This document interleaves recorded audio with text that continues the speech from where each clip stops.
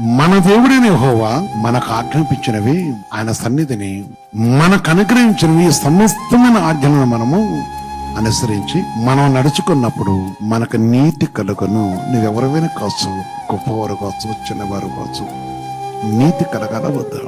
నీతి కలిగి ఉండాలి. ఆయన సన్నిధిలో మనం నీతి కిరీట కలిగి ఉండాలి. ఆయన సన్నిధి మనతో ఉంచాడు కనుక ఆయన సన్నిధి మన గృహంలో ఉంచాడు.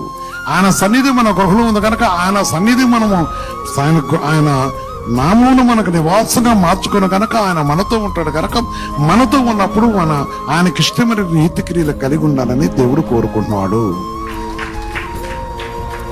గొప్ప దేవుడు మనం ప్రేమించాడు. మన చాలా నేను చాలా పేదవాడిని.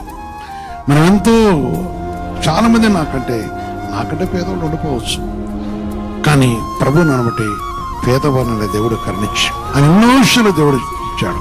నిరుపేదన నాకు ఉద్యోగం ఇచ్చాడు, నిరుపేదనైనా కాదనైనా రాని పిలిచాడు. ఈరోజు ఆయన ఎన్నో గొప్ప కార్యాలు చేశాడు.